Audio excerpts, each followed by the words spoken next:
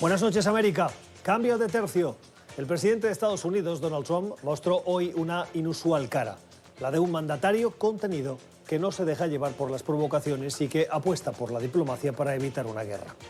En su respuesta al lanzamiento anoche de una docena de misiles iraníes contra bases militares en Irak con presencia de tropas estadounidenses, Trump evitó hoy responder militarmente y apostó por la diplomacia. La acción iraní, según la administración Trump, no provocó ninguna muerte estadounidense y eso, sin duda, también ayudó a que su respuesta hoy fuera más contenida. No respondiendo militarmente y con el tono utilizado, invitando a aliados a implicarse, Trump se mostró hoy presidencial y abrió la puerta a una oportunidad histórica. Tras más de 40 años de hostilidades entre los dos países, Estados Unidos no responde a una agresión militar iraní y deja que Irán satisfaga sus ansias de venganza para abrir un proceso de diálogo. Es importante que la administración Trump ahora tenga la habilidad de definir una estrategia clara que implique a otros actores del mundo, aliados o no, para conseguir que Irán deje de ser el país más importante del mundo en apoyar actividades terroristas y que abandone su programa nuclear, desmantelando lo que ya ha construido. La escalada de tensión vivida, hay que recordarlo, entre Estados Unidos e Irán en los últimos meses estuvo provocada por la decisión de Trump de retirarse del acuerdo nuclear en 2015, que venía avalado también por 5 potencias del mundo. Tras estos meses y con el cambio de tono de hoy, Trump puede acabar consiguiendo lo que le negó a Obama y a la comunidad internacional entonces, lo que sería una buena noticia, a pesar de haberse conseguido con un estilo poco ortodoxo como el suyo, el estilo Trump. Son las 7 en Ciudad de México, las 8 en la costa este de Estados Unidos, Bogotá y Quito, y las 10 en Montevideo, Buenos Aires y Santiago. Y esto es cuestión de poder. Bienvenidos. Victory is winning for our country. Hoy comienza un cambio de régimen político. Desde nuestros estudios en Washington, la opinión, el análisis y las voces que nos ayudan a comprender nuestro mundo. Es cuestión de querer, es cuestión de poder. Comenzamos y lo hacemos con algunas noticias de la actualidad que nos han llamado la atención, a las que les queremos poner notas al pie o la voz de los expertos. La primera, la crisis entre Irán y Estados Unidos. Mucho hemos explicado aquí en NTN24 hoy sobre los últimos acontecimientos. Hay uno en particular que nos ha llamado la atención. El régimen de Teherán, el régimen de los ayatolás, ha insistido en que Estados Unidos tiene que retirarse completamente de la región. No solo de Irak, que es donde se produjo el bombardeo de Estados Unidos que acabó con la muerte del general Soleimani, sino de toda la región. Y nos preguntábamos esta mañana cuál es la presencia de las tropas estadounidenses hoy en esa región, en Oriente Medio. Miren el mapa que ha graficado Statista y que tiene como fuente el Washington Post. Datos oficiales del Departamento de Defensa. Aproximadamente en la región de Medio Oriente hay unas 65.000, un poco más de 65.000 tropas distribuidas en esos países que ven en pantalla, primordialmente en Kuwait y en Qatar, seguidos por Bahrein, Irak, que tiene 6.000, y en última instancia Emiratos Árabes, Arabia Saudí, Jordania, Omán y Siria. Un poquito más alejados de la región encontraríamos Afganistán, con una presencia notable de aún 14.000 tropas, y también Turquía. Los datos. Lo que pide Irán es que esas tropas se retiren completamente. Lógicamente, el Departamento de Defensa no está por la labor, y mucho menos en una zona tan estratégica como esa. Otro dato gráfico que ponemos al inicio del programa es el del número de temblores en Puerto Rico. Aquí en NTN24 hemos hablado probablemente de los más fuertes de los últimos días, el de ayer, por ejemplo, de 6,4 en la escala de Richter, pero hoy veíamos una cifra que nos llamaba la atención y la queremos compartir. ¿Saben cuántos temblores han afectado a la isla desde el pasado 28 de diciembre? Más de 500. De esos, la gran mayoría son de 2 dentro de esa escala de Richter, y 32 de esos temblores han sido superiores a 4. Es cierto que nos hemos fijado informativamente en los que han tenido más consecuencias en la afectación en el suministro de agua potable o de electricidad, pero el número de temblores da a entender lo que los expertos nos están diciendo, y es que la pesadilla de los temblores en Puerto Rico está lejos de terminar. Otra noticia que afecta a su bolsillo.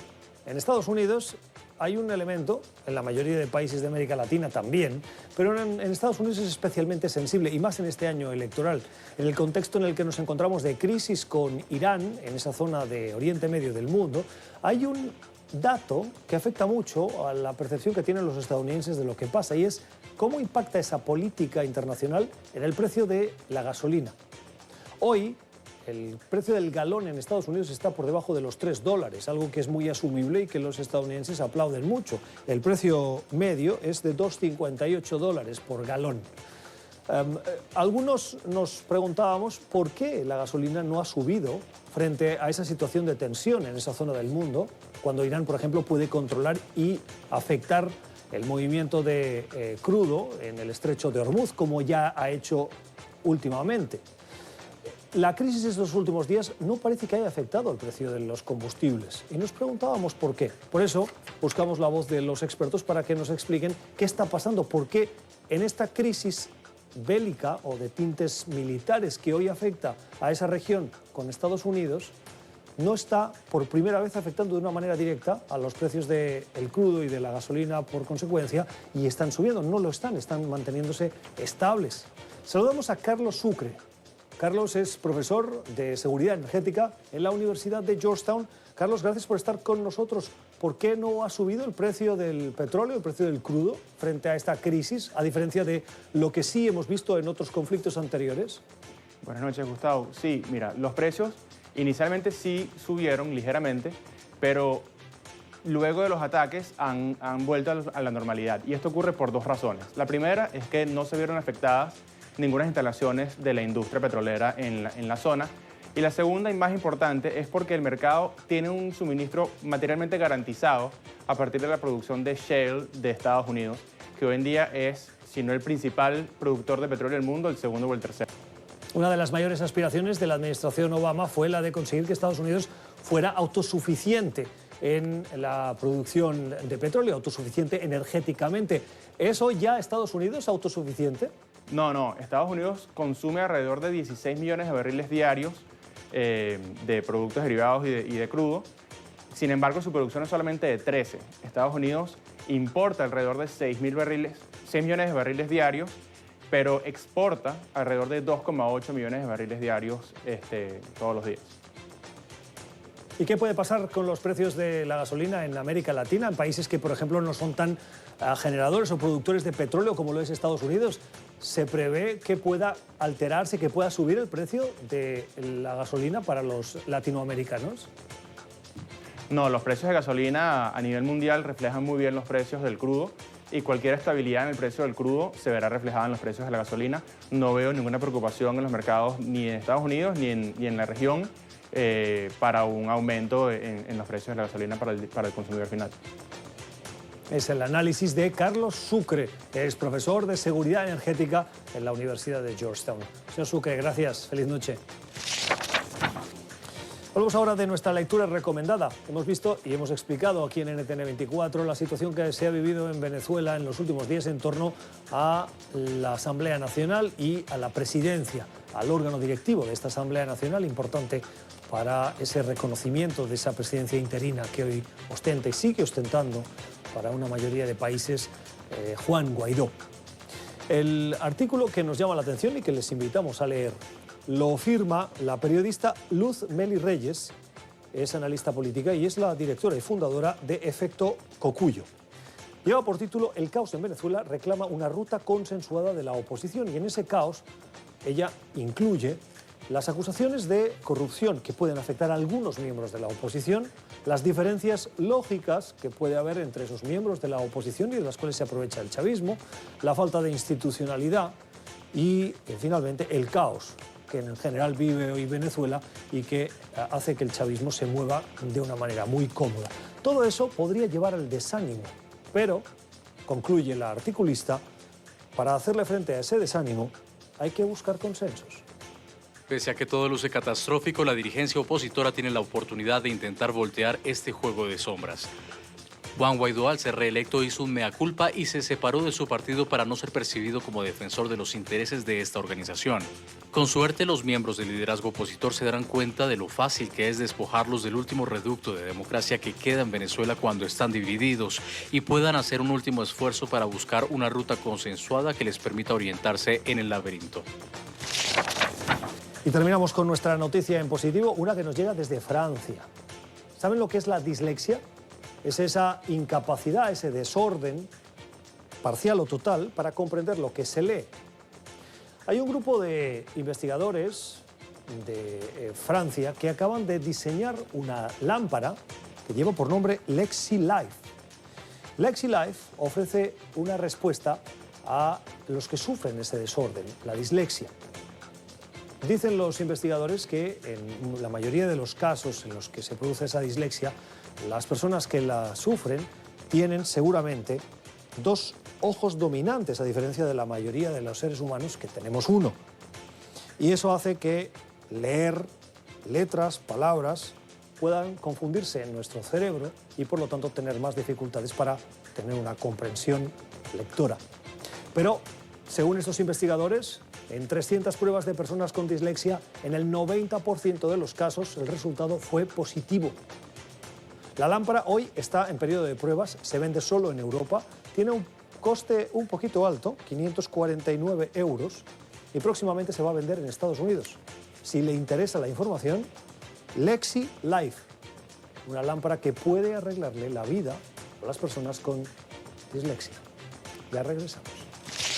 Tiempo para el análisis en Cuestión de Poder, para fijarnos ahora en la situación en Puerto Rico. Por si el huracán María y su devastador paso no hubieran sido suficientes para la isla, ahora los boricuas se enfrentan a los terremotos. Ha habido 500 réplicas, 500 temblores desde el 28 de diciembre. 500. Claro que, como decíamos al principio del programa, muchos de ellos han sido pequeños o imperceptibles.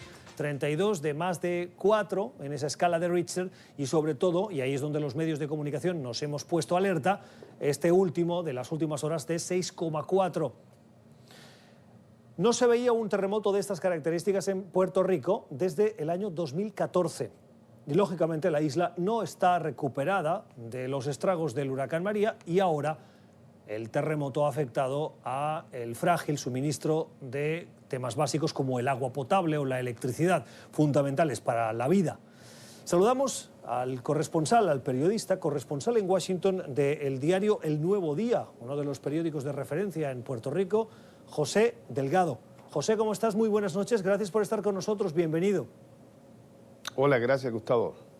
¿Cuán importante ha sido ese 6,4? Porque lógicamente si un terremoto de 6,4 se produce en Chile, probablemente los chilenos o continuarán con su vida normal o se reirán y pocos le pondrán atención o temor, pero en Puerto Rico las cosas han sido distintas. ¿Qué ha pasado? Bueno, como menciona, el más fuerte fue el martes en la madrugada de 6,4, hubo otro fuerte el lunes y han habido unas réplicas posterior al del martes que todavía se extendían hasta la tarde del miércoles. Ha habido daños inusuales, extraordinarios para Puerto Rico en términos de residencias, más de 300 residencias dañadas completamente o en un menor grado. Sobre 2.200 personas que han tenido que buscar refugio, una escuela destruida totalmente, otras más con quiebras que van a evitar, ¿verdad?, por buen tiempo el que se puedan utilizar, iglesias, lugares turísticos como una peña en el sur del país. Todo esto en el sur del país, ¿verdad? Esta peña que se llamaba Playa Ventana en Guayanilla, pero municipios como Guánica, Ponce, Yauco, todos en el sur de Puerto Rico, pues han estado afectados y los sismos se han sentido con fuerza lunes y martes en todo el país. Así que ha habido una alarma tremenda y como tú mencionabas, el efecto a nivel nacional en Puerto Rico, pues es que gran parte del país se quedó a oscuras el martes.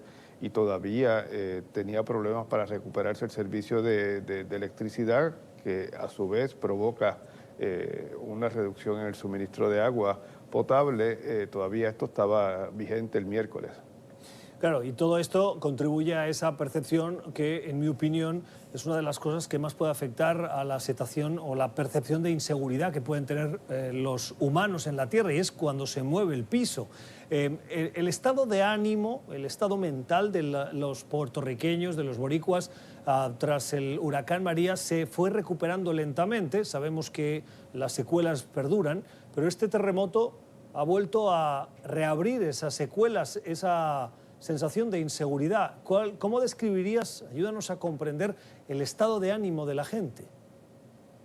Bueno, la gente está realmente con miedo, está ansiosa. O sea, esto no es normal en Puerto Rico. El huracán más fuerte que realmente azotó a la isla fue hace un siglo, en 1918. El de 2014 pues estremeció al país, pero no hubo este tipo de daños. Y el hecho de que ha habido movimientos telúricos que la gente ha sentido con alguna fuerza desde el 28 de diciembre, pues tiene realmente al país en vela, conmocionado, mucha gente durmiendo incluso en las plazas públicas, en los carros, porque primero pues, hubo viviendas que no toleraron el movimiento y segundo, pues la continuidad les hace pensar que esto va a seguir y no se sienten seguros en sus casas. Claro, lógicamente. Puerto Rico se encuentra situado en la cima de la confluencia de dos fallas, la falla de América del Norte y la del Caribe, y esa fricción de esas dos fallas provoca estos temblores por el movimiento de las mismas. El presidente Donald Trump, y hay que recordar que Puerto Rico es territorio estadounidense, toda esta descripción que escuchábamos ahora de José, que nos estás haciendo, José, se produce en territorio de Estados Unidos, una de las principales y potencias más ricas del mundo. El presidente decía, ha firmado ya la declaración de emergencia. ¿Esto cómo puede ayudar, sobre todo teniendo en cuenta toda la polémica que hubo con la ayuda federal tras el paso de María? Bueno, la declaración de emergencia le permite a los gobiernos de Puerto Rico, es decir, el gobierno nacional o estatal de Puerto Rico, los municipios, recibir asistencia financiera para tratar de paliar las medidas de seguridad, que pueden ser desde remover escombros, desde asegurar las vidas, desde quizás proveer unos refugios temporales en este momento, limpieza de carreteras, ese tipo de situación, además de evaluaciones que se hacen sobre represas, el estado de la infraestructura eléctrica. Todo eso se facilita con esta declaración de emergencia que había pedido la gobernadora de Puerto Rico y que el presidente firma el martes en la noche. Esto debe continuar, o sea, el seguimiento debe ser que una vez se haga una evaluación más amplia, abarcadora por parte del gobierno de Puerto Rico, de las autoridades estadounidenses, pues entonces uno esperaría que la gobernadora en los próximos días pida una declaración de zona de desastre que permita realmente llevar nueva ayuda directa al gobierno, quizás para reparar infraestructura pública, y a los ciudadanos que han perdido su vivienda, que por lo menos reciban una aportación para poder recuperarse y reconstruir su hogar. Llueve sobre mojado, sin duda, en Puerto Rico. Este es un año electoral en Estados Unidos. José, ¿cómo crees que esto puede influir en esa respuesta federal? Lo digo con el contexto de que más de 1 millón de ciudadanos de Puerto Rico se han desplazado de la isla a territorio estadounidense continental, y la mayoría lo han hecho al estado que es crucial para llegar a la Casa Blanca, que es Florida. El hecho de que los puertorriqueños que cuando llegan a Estados Unidos sí pueden ejercer ese derecho a voto, puedan ser decisivos en ese estado, puede acelerar, puede acabar forzando a la administración Trump a tener una respuesta espléndida, como no vimos en el pasado, por ejemplo, con María. Bueno, en teoría, ¿verdad? Eso pudiera ser, como tú mencionas, ¿verdad? Y estaba un poco implícito en la pregunta anterior, ha habido muchas críticas al tratamiento que ha recibido Puerto Rico durante los pasados 2 años debido primero a la forma, ¿verdad?, en que se respondió, la lentitud e ineficiente respuesta inicial del gobierno federal, la forma en que el presidente Trump ha hablado sobre la isla, tildando a sus políticos de corruptos, y el hecho de que se corroboró, sobre todo desde finales del 2018, que él mismo había dado instrucciones para que se frenara la ayuda, para que se bloqueara cierta asistencia a la isla que todavía no ha llegado. Puerto Rico se le asignaron, sea por medidas de asistencia inmediata, como quizás fondos de salud o medidas reales de recuperación, cerca de 49.000 millones de dólares, y de eso solamente quizás unos 20.000 millones habían llegado y eran principalmente fondos relacionados a la salud, asistencia alimentaria, pero en términos de los fondos de recuperación, por dar un ejemplo, los fondos de vivienda, que sumaban cerca de 20.200 millones, de esos solamente se han desembolsado unos 1.500 millones y ya vamos 2 años y pico del huracán María. Términos electorales, pues la realidad es, y eso tú lo sabes muy bien, el presidente Trump no contó mucho con el electorado hispano, o no contó con el electorado hispano en el 2016, realmente no le prestó gran atención, y ahora queda por verse si esta vez cree necesario ese voto boricua, que es importante en Florida, en Puerto Rico. Como tú mencionabas, la inmigración así se incrementó después del huracán María, pero aquí ya residen cerca de 5.5 millones de puertorriqueños, y en Florida ya es el estado con más población puertorriqueña, y aunque no todos se inscriben, no todos están pendientes a las elecciones estadounidenses, muchos todavía miran hacia Puerto Rico y están más pendientes de la isla que de lo que ocurre en el estado de Florida. Ha aumentado significativamente la participación electoral, y los puertorriqueños van a jugar un papel que pudiera ser decisivo en ese estado que, como sabes, es uno de los estados péndulos que pueden decidir las elecciones de noviembre próximo. Podríamos decir, con esta descripción que tú nos haces, que esa mayoría de ciudadanos de Puerto Rico, boricuas, que llegan a Estados Unidos, a territorio continental, hoy están más alineados con el voto demócrata que con el republicano. Bueno, las encuestas así lo han dicho, ¿verdad? Y eso mismo, que Puerto Rico es una ínfima parte de la población que se interesa por las elecciones estadounidenses, y cuando hay primarias allá presidenciales, que aunque Puerto Rico no tiene derechos políticos en Estados Unidos, participa de las primarias. La participación allá es mínima y es como de 2-1. Demócratas frente a republicanos.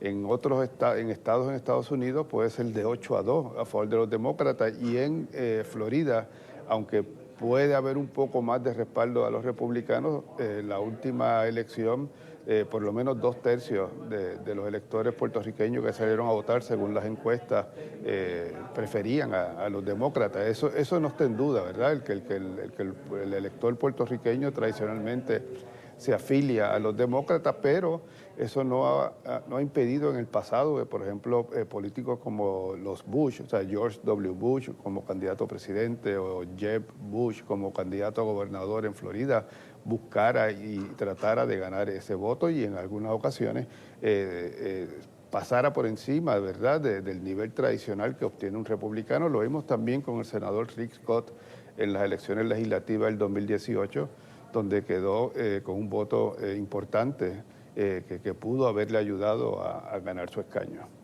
Termino ya, te pido brevedad en la respuesta en la medida de lo posible. Con el cambio de gobernador y tras la crisis política en Puerto Rico, ¿la percepción de los puertorriqueños sobre la administración de la isla ha mejorado?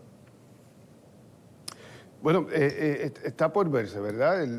Recuerda la gobernadora Wanda Vázquez, lleva 5 meses en el puesto. Ahora, para sorpresa de algunos, pues decidió en diciembre aspirar a la gobernación, ¿verdad?, para tratar de ser electa. Ella era secretaria de Justicia y constitucionalmente ascendió a la gobernación. Sin duda que frente a la crisis del verano pasado, pues está en una mejor posición. Pero yo creo que los próximos meses, ya cuando uno la vea como candidata primarista, va a tener primaria dentro de su partido Nuevo Progresista con el excomisionado Pedro Pierluisi, y uno ve el desempeño de ellas en estos momentos quizás de emergencia, pues uno podrá tener una mejor lectura de cómo se percibe su trabajo. El retrato que nos hace José Delgado es puertorriqueño y es el corresponsal periodista en Washington de uno de los principales periódicos de Puerto Rico hoy, El Nuevo Día. José, gracias, siempre un gusto escucharte. Te mando un abrazo. No sé si tienes familiares afectados por esa crisis. En cualquier caso, un abrazo para ti y para todos los puertorriqueños que hoy nos están viendo y escuchando. Feliz noche. Gracias. Esto es Cuestión de Poder. Ya regresamos. Tiempo para el debate en Cuestión de Poder, para escuchar las voces de demócratas, republicanos, liberales, conservadores, hoy con las opiniones en este tiempo de análisis de ideas enfrentadas de Arthur Estupiñán. Señor Estupiñán es analista político, es presidente de Estupiñán Group. Señor Estupiñán, Arthur, ¿cómo estás? Muy buenas noches. Muy buenas noches, mucho gusto. Gracias por estar con nosotros. Gracias. Y con Luis Dávila. Luis es abogado, es consultor o analista político y miembro del Comité Nacional Demócrata. Luis, ¿cómo estás? Muy bien, un placer estar aquí nuevamente. Gracias por estar con nosotros, Luis. Empiezo contigo precisamente preguntándote por tu valoración sobre el tono, el mensaje del presidente Donald Trump hoy respondiendo horas después del ataque, el lanzamiento de esos más de 12 misiles balísticos por parte de Irán contra bases militares en Irak que albergaban, entre otros, a soldados estadounidenses. Lo primero que quiero decir es, pues, mis pensamientos están ¿verdad? con los miembros de las Fuerzas Armadas estadounidenses que están, ¿verdad?, allá, sus familias que están acá pensando, sufriendo, pensando qué va a pasar, qué va a ocurrir con ellos. El mensaje del presidente me pareció un mensaje vacío. Yo creo que él ha quedado claro que él ha improvisado demasiado, ha tomado esto como un juego. Las acciones, toda acción tiene una consecuencia y hemos visto cómo Irán ahora ha respondido.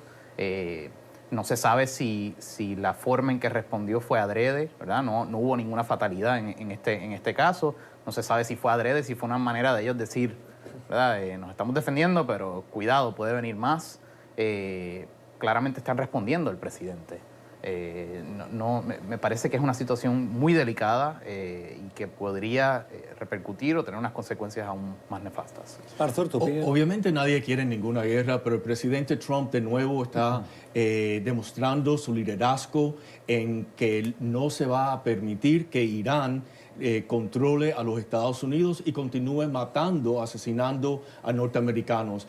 Irán es responsable de matar y muchísimas lecitudes a personas, a soldados americanos con sus bombas, etc. Así que el presidente Trump, yo creo que una vez más vemos el liderazgo y vemos que Irán ahora sí respeta a los Estados Unidos. Este señor, el general Soleimani, debía de haber sido eliminado hace 20 años y hubiéramos tenido muchos menos muertos norteamericanos. Pero desafortunadamente los presidentes, podemos decir los dos, republicanos y demócratas, dejaron que este criminal, este asesino de Soleimani continuara. El presidente Trump dijo no más. Pero quiero preguntar una cosa, con la muerte del general Soleimani, ¿se termina el problema? Porque la respuesta es no. Bueno, la respuesta es que Irán continúa con su estrategia para desestabilizar, presionar a Estados Unidos para la retirada de la región, correcto, etcétera, etcétera. ¿Terminar con el conflicto implica el uso de fuerza bélica? El presidente Trump le ha demostrado a Irán que los Estados Unidos tiene un nuevo sheriff, como se dice aquí en los Estados Unidos, tiene un nuevo líder y no vamos a permitir, ni tenemos miedo a Irán, ni tenemos miedo de que ellos puedan continuar actuando sin ningún tipo de impunidad. El presidente Trump ha hecho lo correcto. Irán sostiene una postura en contra de los Estados Unidos. Pero Irán no quiere Irán no quiere la democracia y la libertad que nosotros tenemos. Es que te escucho hablando de que no le tienen miedo. Yo le tengo miedo a las acciones del presidente propio nuestro. Porque hace 3 semanas, te voy a explicar dónde estábamos hace 3 semanas y dónde estamos ahora. Hace 3 semanas, Irak y Siria batallaban juntos contra lo que era el movimiento de ISIS. Eso se detuvo completamente. Efecto número 1 de las acciones de Trump. Efecto número 2. Americanos han tenido que ser evacuados de Irak, porque prácticamente la legislatura de Irak votó para votarlos, expulsarlos del país. Eso no había ocurrido hace 3 semanas. Efecto número 2 de las acciones de Trump. Lo otro, Hace 2 años o hace 3 años estábamos hablando del acuerdo nuclear que había con Irán. Estuvieron bien cerca. Irán incluso había cedido en muchas partes. ¿Qué ha ocurrido ahora? Completamente lo opuesto. Se han envalentonado, han dicho que ellos van a continuar con su programa militar. Desafortunadamente tú estás hablando como si los líderes de Irán son unos líderes que fueron electos por el pueblo, que son unas personas respetables, que son unas personas que se pueden tener confianza. Todo lo contrario. El presidente Trump lo ha eliminado la amenaza de ISIS en 6 meses después de que fue electo. Que el presidente Obama dijo que nunca íbamos a poder eliminar a ISIS. El presidente Trump lo eliminó. Estamos evacuando. Si siguen claramente, sacan videos. ¿En dónde están las banderas que ellos tenían una gran porción de Siria y de Irak? Te aseguro que no los han eliminado. Déjame matizar. Pero esa amenaza ya no existe. No, déjeme matizar. Lo que ha eliminado el presidente Trump con la coalición, en 6 meses. Con la coalición internacional es el control de parte del territorio iraquí y de que el presidente Obama dijo que nunca lo íbamos a poder hacer. De acuerdo. Pero una cosa es la eliminación del control del territorio y la otra la desaparición del autodenominado. Bueno, es un proceso.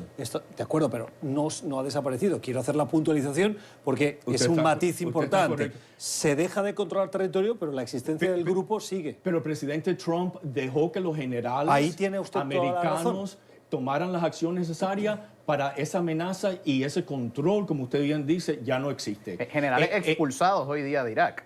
Están expulsados, todos están expulsados. ¿Qué control vamos a tener en Irak si no estamos ahí? Pero y eso es porque el presidente Obama dejó que los iraníes se tomaran más y más control de Irak. Después que nosotros hemos perdido más de 5,000 hombres, soldados en Irak y Afganistán, hemos invertido más de $1 trillón y el presidente Obama dejó que Irán casi se tomara el control de Irak. De Irak y de la legislatura del Congreso iraquí fue mismo mes, no fue hace Luis, 4 años cuando Obama era presidente. Pero Luis, como tú sabes, Irak está dividido en 3 porciones. Porciones, los chiitas, los kurdos y los sunnis. Entonces, cada uno de esos tiene representación en el Parlamento y los shiitas están tratando de que Irán tenga más control. Y el presidente Trump ha tomado el liderazgo que desafortunadamente ha estado vacante en la Casa Blanca. Pero es un liderazgo que está falto de conocimiento especializado, conocimiento especializado que tenían sus asesores al principio, que le dijeron no hagas lo que estás haciendo precisamente con la negociación nuclear de Irán. O sea que vemos un presidente que abandonó por completo todo consejo que se le trató de dar a su tiempo y se ha lanzado a hacerlo sin ningún tipo de autorización congresional. Para mí es inconstitucional, para empezar por ahí. Y lo ha hecho sin ningún tipo de estudio. Pero usted sabe por qué lo hizo, porque él no quiere que Irán a través de los años obtenga la capacidad nuclear. Eso fue por eso que él lo hizo. Yo creo que lo hizo para beneficio personal, porque está bajo fuego con el impeachment, que podemos hablar un poco de eso ahorita, y claramente lo está usando como una distracción. Es increíble que los demócratas no aceptan el liderazgo extraordinario del presidente Trump. Déjame ir por partes. Usted ha dicho en su declaración inicial que el discurso de hoy ha estado vacío. La palabra que ha utilizado usted ha sido vacío. ¿Qué respuesta hubiera esperado usted para que estuviera lleno? Porque lo que ha hecho el presidente es apostar por el diálogo y evitar la confrontación bélica. Es decir, ¿hubiese estado lleno ese discurso si hubiera apostado por lo bélico? No, a mí me hubiese gustado un discurso que hubiese estado un poco más lleno de hechos constatables, ¿no? Decir, gracias a la acción A que tomé, este es el efecto. Hemos salvado tantas vidas. O me he comunicado hoy con los líderes de ambos grupos, de X o Y, para asegurar que la seguridad de nuestras tropas... Yo no escuché nada de eso hoy. No escuché nada de eso. La realidad es que los iraníes lo único que hicieron fueron lanzaron los misiles a lugares que no tienen ningún tipo de pérdidas humanas, etc. Ellos tuvieron que hacer eso para demostrar a su pueblo que ellos están actuando en contra de los Estados Unidos, pero en la realidad no tienen ningún tipo de consecuencia. La presidenta de la Cámara de Representantes, Nancy Pelosi, en las últimas horas ha insistido en que quiere introducir una resolución en la Cámara que controle, que reduzca, la palabra control la utilizan los demócratas, los poderes del presidente en cuanto a conflictos se refiere. ¿Es una respuesta adecuada para el sistema en el que Estados Unidos tiene que defenderse? La Cámara de Representantes y los demócratas deben de concentrarse en los asuntos que ellos fueron electos para ayudar la reforma migratoria, la reforma de educación, la reforma de salud, bajar los precios de los medicamentos, etc. Es increíble que los demócratas continúan insistiendo en tratar de destituir a este presidente, sea de una manera o la otra. Es que yo no creo que sea una cuestión de demócratas. O sea, el Congreso, por cientos de años, ha sido el cuerpo del sistema republicano de gobierno que impera en este país. Es el que declara, el componente de ese gobierno que declara guerra. No es el Ejecutivo, no es el presidente, no tiene la inteligencia, es el Congreso. No tiene la inteligencia del Departamento de Defensa de quienes este señor Soleimani estaba tratando de atacar a más americanos. Es por eso que el presidente Trump dio la orden para tomar esa acción. Usualmente como ocurre es, el propio Congreso pide esa inteligencia, pide esa información. El Congreso ha pedido muchas veces bajo Nancy Pelosi más información sobre lo que está ocurriendo. Y lo único que hacen los demócratas es que lo bloquean. En Irak, y no se ha prohibido nada, no se ha provisto nada, mejor dicho. Lo único que hace Nancy Pelosi y los demócratas es bloquear. Ellos no quieren legislar. Y en noviembre del 2020 el pueblo americano va a perjudicar a los demócratas porque no han hecho nada para ayudar al pueblo americano, que para esa fue la razón que ellos fueron electos. Yo creo que han hecho muchísimo y creo que por eso vimos unos resultados tan buenos en 2018. Han legislado beneficios para los retirados, han llegado a acuerdos con los republicanos para que el gobierno siga operando, cosa que Trump nunca le ha importado, y hemos visto cómo en las navidades pasadas, del año antipasado, cerraron el gobierno porque él simple y sencillamente no quería que abriera. Eso se llama responsabilidad fiscal.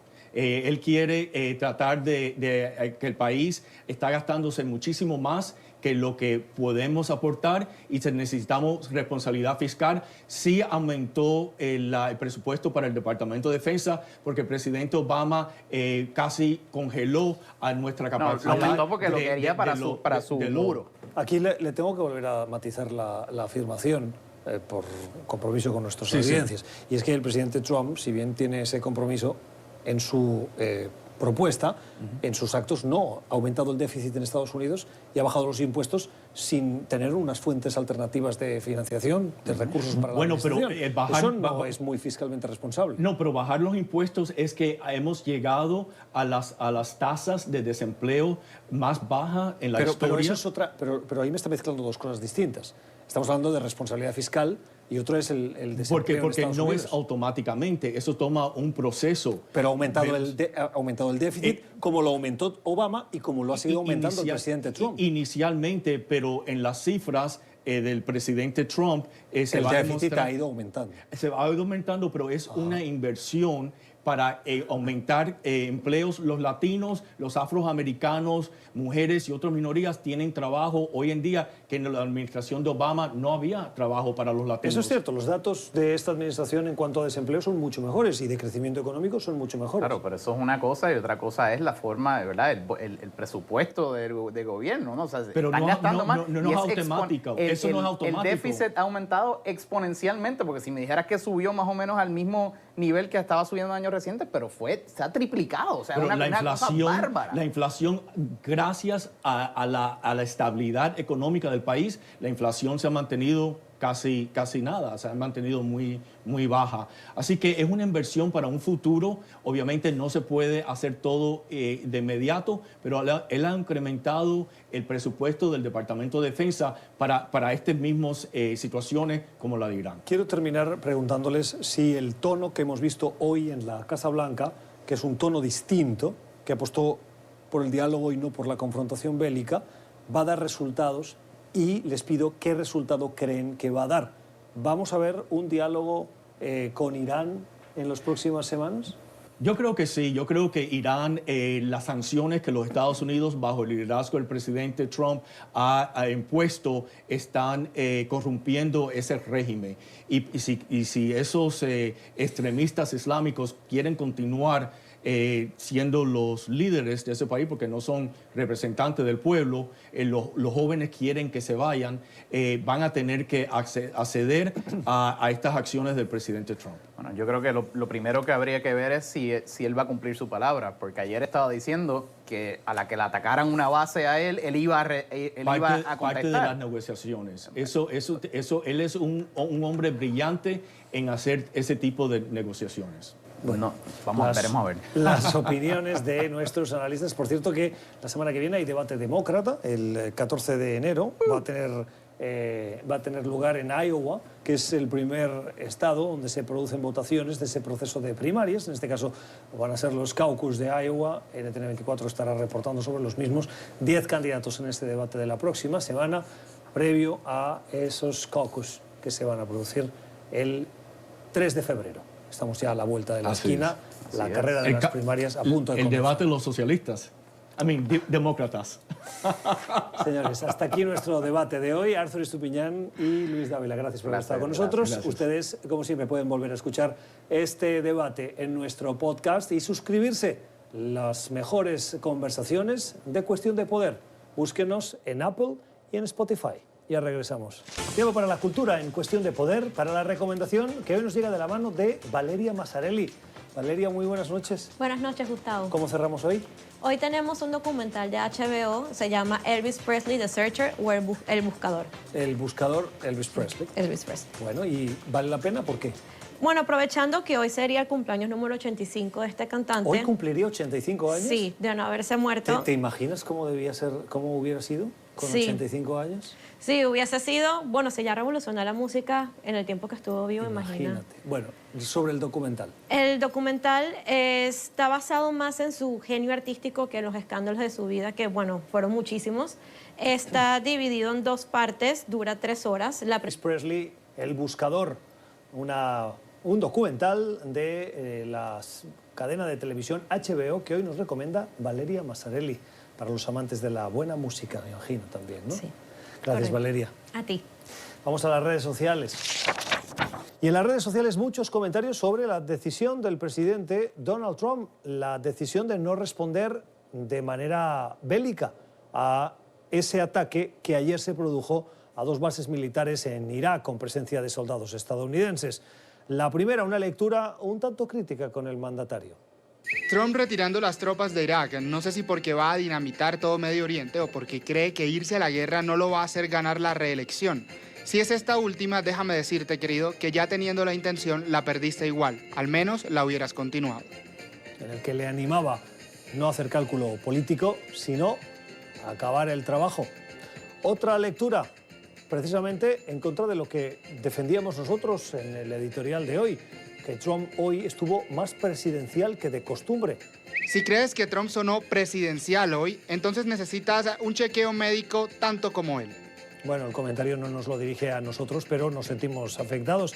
Gracias por esa recomendación médica.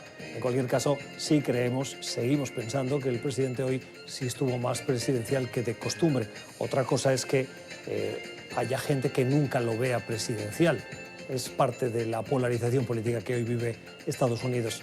Y otra cuestión de la actualidad, 2 mensajes, 2 comentarios al respecto de la noticia que llegaba desde el Reino Unido. El príncipe Harry y su esposa Meghan, cansados del acoso de la prensa, han tomado una decisión personal. Es alejarse de sus responsabilidades, de sus funciones como parte de la familia real y tener una vida privada. Pasarán mitad del año en Estados Unidos y la otra en el Reino Unido. Y en Internet ha habido comentarios para todo. Maravilloso me parece. ¿Esto significa que Harry abdica sus títulos reales? ¿O es solo limpiar imagen y seguir viviendo a costa del impuesto de los ingleses, pero sin prensa?